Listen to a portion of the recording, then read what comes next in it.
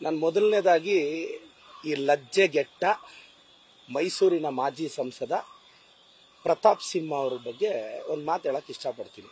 ಅವರು ನಮ್ಮ home minister Parameshwar ಸಾಹೇಬ್ರ ಬಗ್ಗೆ ಅವ್ರ ದಮ್ಮು ತಾಕತ್ ಬಗ್ಗೆ ಪ್ರಶ್ನೆ ಮಾಡ್ತಾರೆ. ಪ್ರತಾಪ್ ಸಿಂಹ ಅವರೇ, ಏನು ಪೊಲೀಸರ ಮೇಲೆ ಜೀಪ್ ಹತ್ಸ್ಬಿಟ್ಟು ಬ್ಯಾರಿಕೇಡ್ ಗುದ್ಕೊಂಡು ಹೋದಷ್ಟು ಈಸಿ ಅನ್ಕೊಂಡಿದ್ದೀರಾ ಹೋಮ್ ಡಿಪಾರ್ಟ್ಮೆಂಟ್ನ ನಡೆಸೋದು? ಇಲ್ಲ ಒಂದು 200 ಪೇಜ್ ಬುಕ್ ಬರೆದು ಬಕೆಟ್ ಹಿಡಿದು MP ಟಿಕೆಟ್ ತಂದು ಪ್ರಧಾನಿಗಳ ಇಮೇಜ್ ಅಲ್ಲಿ ಗೆದ್ದು ಲೋಕಸಭೆಗೆ ಹೋದಷ್ಟು ಈಸಿ ಅನ್ಕೊಂಡಿದ್ದೀರಾ?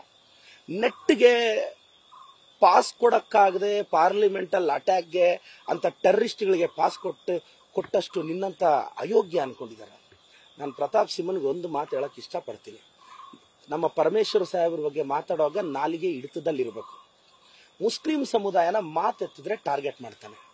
ಅಲ್ಲ ರೀ, ಅವನು ಯಾವನೋ ನಿನ್ ಚೇಲ ಇದಾನಲ್ಲ, ಅವನು ಯಾವನೋ ಚೇಲ ಕಾರ್ಪೊರೇಟ್ ಆಗ್ಬೇಕು ಅಂತ ಪೋಸ್ಟರ್ ಮೇಲೆ ಮೊಹಮ್ಮದ್ ಪೈಗಂಬರ್ ಅವ್ರ ಬಗ್ಗೆ, ಇಸ್ಲಾಂ ಧರ್ಮದ ಬಗ್ಗೆ ಅಷ್ಟು ಕೆಟ್ಟದಾಗ ಬೈದ್ರೆ ಧರ್ಮನ ಬೈರಿ. ನನ್ನ ಧರ್ಮನ ಬೈದ್ರೆ ನನಗೂ ಬ್ಲಡ್ ಬಾಯ್ಲ್ ಆಗುತ್ತ್ರಿ. ಅವ್ರ ಧರ್ಮನ ಬೈದಾಗ ಅವ್ರ ಕೋಪ ಬರಲ್ವಾ? ಇದ್ಯಾವುದು ನಿನಗೆ ಕಾಮನ್ ಸೆನ್ಸೇ ಇಲ್ಲ.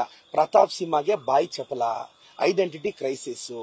ಈಗ ಮಾಜಿ MP ಆಗೋಗಿದ್ದಾನೆ, ನೆಕ್ಸ್ಟ್ ಕ್ಷೇತ್ರ ಕೂಡ ಸಿಗಲ್ಲ, ML ಆಗೋ ಯೋಗ್ಯತೆ ಆತನಿಗೆ ಅಸಲಿಲ್ಲ. ಮಾತೆತ್ತಿದ್ರೆ ನಮ್ಮ CM ಸಾಹೇಬ್ರನ್ನ ಅದೇನೋ ಲಜ್ಜೆಗೆಟ್ಟ ಅಂತ ಮಾತಾಡ್ತಾನೆ. ನಿನಗೆ ಕಾಮನ್ ಸೆನ್ಸ್ ಇದೆಯಾ ಒಂದು ಹಿರಿಯರ ಬಗ್ಗೆ ಮಾತಾಡುವಾಗ? ನ್ಯೂಸ್ ಫಸ್ಟ್, ನಿರ್ಭೀತಿಯಿಂದ ನಿಮ್ಮ ಪರವಾಗಿ.